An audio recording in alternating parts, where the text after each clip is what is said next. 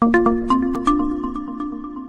everybody, welcome to the Insurance Journal's Academy of Insurance's weekly webinar Aftershow. I'm your host, George, and joining me for the Aftershow today is the Director of the Academy of Insurance, Mr. Patrick Wraight, and today's instructor. Today's class was dealing with annoying stuff in the personal auto policy, and he came up with a new quote in the beginning, which is one of my favorites. Now, you're not wrong, but neither am I, which I think both would divide and unite cultures in this day and age. Love the quote. It's totally out of context, but I dig it. Ladies and gentlemen, Kevin Amrhein is our special guest and today's instructor. Kevin, welcome to the Aftershow. It's great to have you here. Great to be here. Always a pleasure. Thank you, guys. It's fun. Fantastic. So the annoying stuff in the auto policy, is it annoying because, is it more annoying to the insureds or the people selling insurance? Like, is there a lack of education and that's what might annoy people? Like, well, I didn't know I could have that on the policy. Or is it the fault of people selling insurance saying, not saying, well, you should have this exclusion because it'll protect you against this or that? Like, why did you feel this class was needed? Although I feel it was needed because there's tons of information on it, but who are you reaching out to more? People that buy insurance or people that sell insurance with this, or both? People that sell insurance. It would be hard to talk to an insured about what's annoying and not annoying about insurance, because I think we know what the answer there would be. I'm not sure any of it makes them happy. But the purpose of that program is because annoying, referring to just when you think you finally got it figured out, just when you think, okay, I've taken a bunch of classes on auto insurance, I've read the policy, I know where the really obvious issues are, but then there's this other thing about regular use of a vehicle, or, this, I thought business was excluded, turns out it's not, but then it is again. Just the type of stuff I cover in the program is very frustrating to agents who think they've got a grasp on how the personal auto policy responds to things, only to find these traps in it that are just annoying. It'd be nice if those things weren't there, or if there were an easier fix. A couple of the issues I talk about have endorsements, they have solutions, but then there are a couple of things I talk about where you don't. I mean, it's just that, it's not an easy that owned by a family member exclusion as an example. It's annoying because, that's a big problem for a lot of people, and there's not a clean way to adjust the insurance policy to fix it. That doesn't mean we don't need to point it out to our customer and give them an opportunity to find a fix. So annoying meaning from the side of the person selling the insurance.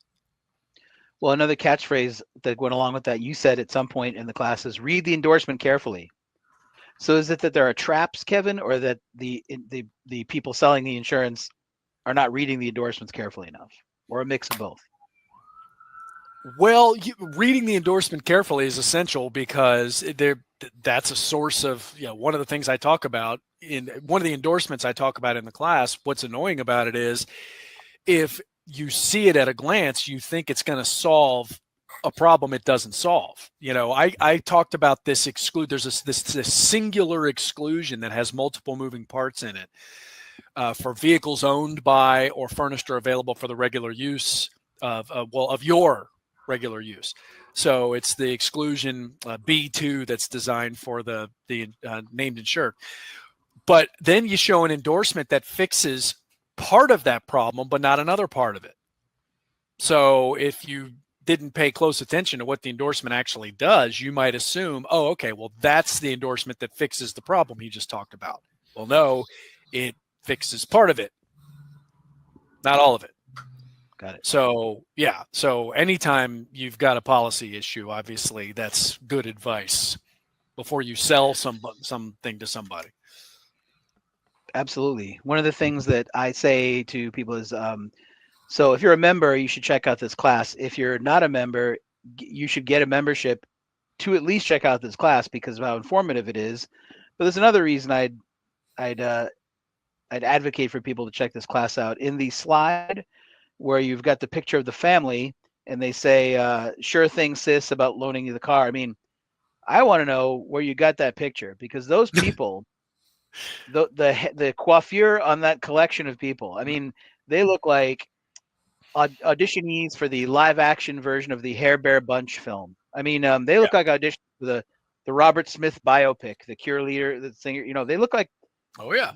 he's for the George Jack story. Like I feel like I missed that audition with my, but that's me at the moment. But where did you get that picture? And could you have picked a picture with less chaotic hair? I guess on the. But I'm not complaining. I loved it. I just Good. I just couldn't stop looking at that picture. Could I have? Yes. Would I have chose? No. That's the right picture. It's the right time and the right place for that image because, like yourself, there are so many people who watch this presentation caring. Well, I won't put you in that boat because maybe you do care about what I'm saying and not just about. There's so many people that are just like, oh, come on, man. What are we doing? What do we do? And then they see that picture and it gives them a smile, it makes them laugh or whatever. Somebody gave me that picture. It was provided to me by a student, I think, who purported to be in said picture, because I was teaching a class That's and great. talking about the family stuff. We spent a lot more. It was a class where we spent a lot more time on various issues with family members in the auto policy, and I think I got on a little tangent about families and kids and driving each other's cars and whatnot. And somebody presented me with this family photo. Just Love it. because Spun gold. it was amusing. Yeah. Thank you. And then, the little commentary in there about sure, you can take it anytime. You don't even need a key. I don't know where the picture of that car came from, but it's pretty awesome, isn't it? It is. And I care very much about what you have to say, Kevin. So I have since I met you. Well, the visuals, you got to have, if you're going to put a visual in there, make it pop. Absolutely, man. Yep. Sure. So what good is a picture of just some regular old looking family going to do? No. That's no fun. Nail on head hit. Excellent. Patrick, the director of the Academy of Insurance, what do you think of this particular class about the ISO policy in general, and Kevin's take on it in particular? So there's so many things. I mean, just the fact that we had so many great images. Part of what people don't like about what we do is that so many people who do it go so straight-laced, go so very basic in the imagery, or even worse, go so heavy in the policy wording on the screen that nobody pays attention to that stuff half the time. And the fact that Kevin and others that we have can bring some personality to this thing is just what I think is part of what makes what we do so special and so great, because it's not just boring insurance talk. This is real stuff. The questions that are answered, without having to ask them are real deals. I mean, this is the kind of thing that our clients out there, that people buying insurance deal with. They borrow cars. They need to borrow cars from family members, and who hasn't driven a jalopy that didn't need a key? Or in my case, I had an old pickup truck that the prior owner had replaced the fuel pump and wired it through the headlights. So you had to have the headlights on in order to drive the truck, which was fine if you knew that. But if you didn't know, you get about 100 yards down the road and make a phone call. Hey, how come the truck stopped? So yeah.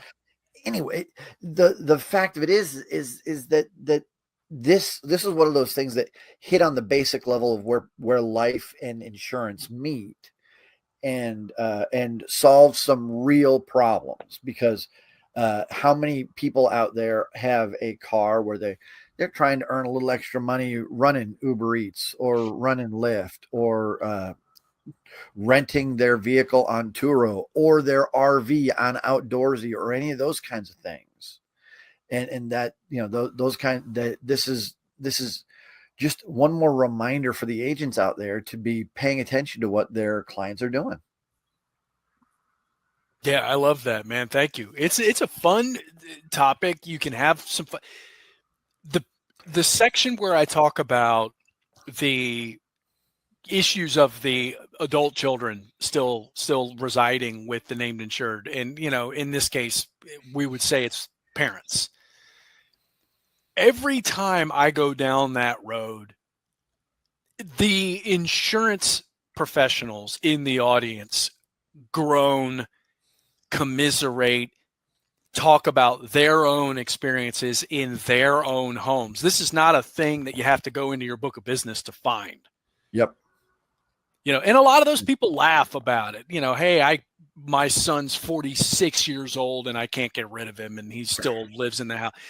And they'll laugh about it. In some cases, they're happy. Hey, I love having the kids and the grandkids and the great grandkids still living in the house with me. I mean, because none of them can get their act together or whatever the reason is. And then other times people are bitter about it, and so they're like, please give me any insurance. I don't care if it's insurance or anything else. Give me anything I can use to bring home and tell my spouse so that we can finally get this kid out of the house, whatever it is. The people in class react to that. They don't need to go talk to their book of business to figure out that there's this massive ticking time bomb when the adult children own cars and are driving each other's cars with lousy insurance. I mean, it's just, yeah. And there's another piece of issue. that too, because many of us are in a age where we may be considering or have already moved parents in. Yeah. And now we've got parents living with their kids and maybe they're driving, maybe they're not, maybe they've got a car and other people are driving it, and all of this interacts together. Yeah. And that's just one of the issues we talked about in the class today. I mean, there's all kinds of fun stuff going on in the auto policy. Absolutely. It is a policy that personal lines agents, obviously in particular, sell multiples of every week. We sell these policies. Meaning the business in general, we sell the personal auto policy more often than any other personal lines insurance policy. We sell this policy up against competition that people are constantly seeing ads and hearing from insurers about how cheap their auto policy is, how quick and easy it is to get, and so it's easy to forget sometimes that there's a 20 to 22 page contract that comes along with this thing. And there's some real traps in there that are not off the wall things you got to hunt for. Not painfully obvious. So for personal auto in particular, it's fun to talk about. It's fun, but it's important to talk about the coverage stuff. Yeah. Another thing you mentioned was that most carriers have got their own form. They don't even run in the ISO form. I mean, they may have language from ISO, but they've gone another direction with it. And then, of course, every state, we had talked a little bit about this, I think, before the classes. Every state does it a little bit differently, and you've got different state minimums, and you've got different state requirements, and some states allow you to have underinsured property or uninsured property damage coverage, and other states don't. And all of those pieces that we could be all day talking about. Yeah, the ISO form is good to talk about when you've got a group of people from who knows where on the line. It's broader, generally speaking, than most carrier-specific forms are. So that's why I always start the presentation. George was commenting on the, you're right, but so am I, or you're not wrong, but I'm not either. Because it's real easy to get into that conversation with people when you start talking about a policy that they sell all the time. If you're talking about real off the wall, non-standard stuff, the people in the audience will usually take your word for it. But when you're talking about a personal auto policy that some agents are selling 20 of a week, and then I spend 20 minutes on a coverage issue that they don't recognize, they might get defensive and say, well, my form doesn't do that. Or maybe they're just kind of embarrassed because they do it 20 times a week and had no idea that this issue was there. Yep. And the idea of trying to remedy it is overwhelming. So regardless of the reason why, it's good. I try to design a program that doesn't focus on real far-fetched off the wall stuff. Some of those business uses that I kind of ran through at the end are less common. The using the damage to property transported by exclusion in a business context is a bit of a stretch. Not to say that people don't get paid to do that, but talking about the ownership issues that are the non-owned regular use of the vehicles, other business issues we talked about in that program, the customization, a lot of people, the ISO form's pretty broad and we'll give you some money for that, but a lot of insurance companies, a lot of people have no coverage for custom equipment at all. And they wrongfully think custom means aesthetics. It looks cool. It's lights, it's wheels, it's paint, it's, lift kits on trucks and stuff like that. Things to make your vehicle better in the woods, like winch kits and lights and that kind of thing. I showed the picture of the lift on the back of the van for handicap accessibility. Somebody paid thousands of dollars to customize that vehicle to help a passenger that needs it. And then to find out that there's no coverage for that. It's not like it's a toy and, oh my gosh, my toy is broken. My cool lights don't work anymore. I better file a, big expensive insurance claim. It's like, no, we got to get this lift fixed. The person that lives in my house has to go to the doctor. I can't get them in the car without that. This is important. And you're telling me I have no coverage? So, again, just trying to touch as many valuable use cases as possible. For sure. I'm still not clear on the verdict of are grandchildren living with you a blessing or not. You're a little waffly about it in the class. When grandchildren are in your house, whether or not their parents are there, that's another story altogether. When the grandchildren are in the house. Well, when they're in the house, yeah, but if they're residing with you ongoingly, is it still a blessing? Yeah. Okay. Yeah. Kevin, what do you think? You think that's going to be blessing worthy when it's time? You say that as if it's a foregone conclusion. I don't know. Kevin's about 15, 20 years out from dealing with any of those kinds of things. Yeah, I think I'm projecting into the future here. Knowing how I enjoy the company of my daughter at the age that she is right now, I would like to think that the grandkids living with me, at least up to the age that my daughter is now, would be a blessing. Now, if my daughter has a horrible attitude when she gets older and then has children who have horrible attitudes when they get older and they're all still living in my house, I don't know. I don't know. You'll have to ask me at that point. All right. But well, we'll still be able to. Hey man, if I'm fortunate enough to still be doing classes like this, if the ISO keeps writing policies that are this easy to find annoying traps in, and it keeps me busy for another 25, 30, 40 years, God bless them and God bless me. Kevin, in the movie The Blues Brothers, you talk about people that are paid to drive in traffic, and you talk about business use of a personal vehicle. So in the Blues Brothers movie, when they got the gig at the Palace Hotel Ballroom, Elwood tied two large loudspeakers on top of their car, the Bluesmobile or whatever. And the Blues Brothers driving around saying, and it's ladies' night tonight at the Palace, promoting the show. Is that an example of business use of personal vehicle? I mean, they weren't getting paid till they did the show, but. Well, that's an interesting one because the definition of business is trade, profession, or occupation. So if we would consider that activity to be part of the trade, profession, or occupation that is performing, then you might potentially have at least a business. We might reach the definition of business. Now, whether that would be excluded or not, I would think based on what we talked about today, no. if they caused an accident while that was happening.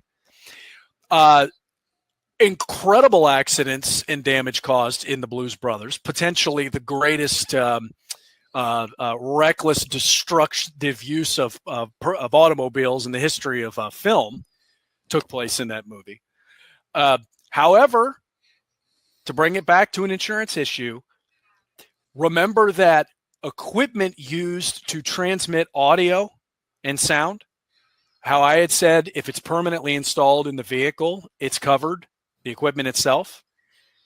You're talking about speakers that are, I don't recall the specific scene, but are you talking about, you said that they tied speakers to the car?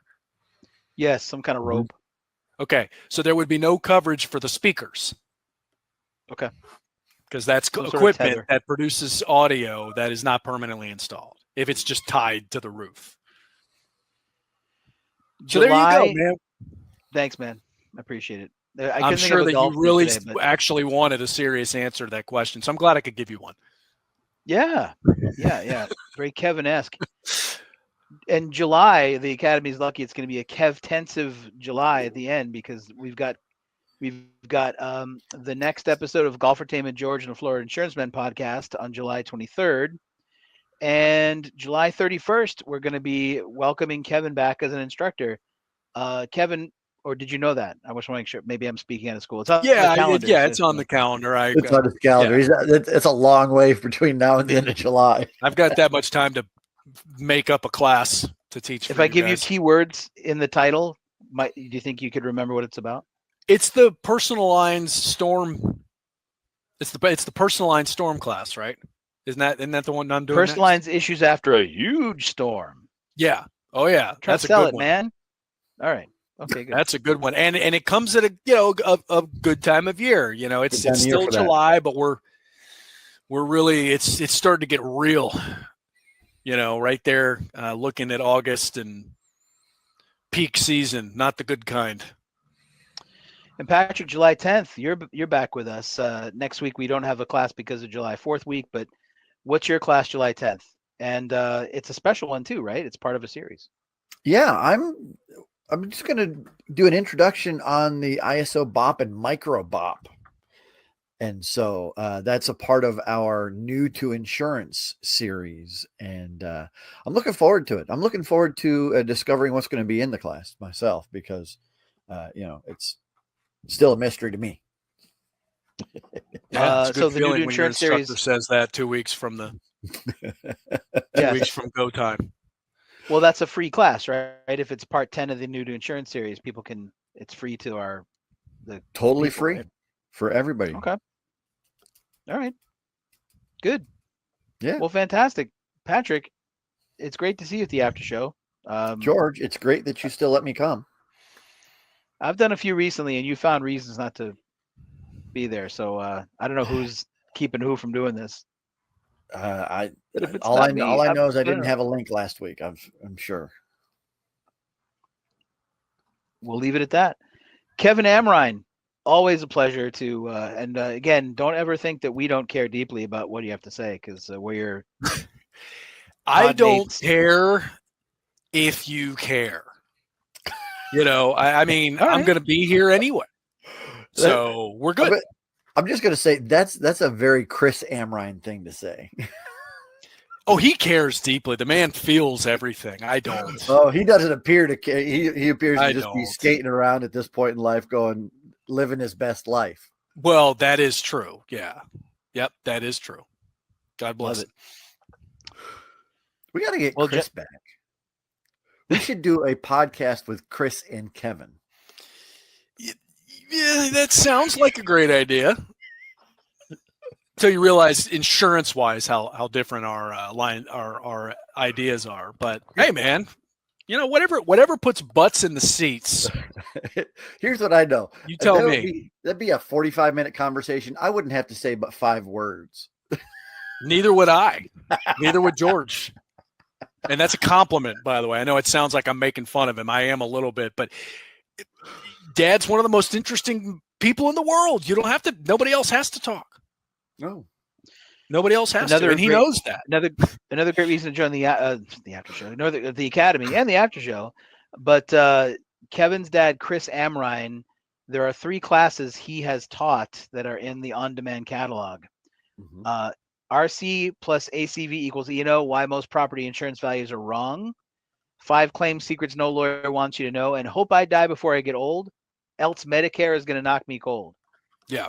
Yeah. That was He a came big seller when we offered it through the school. Yeah. Okay.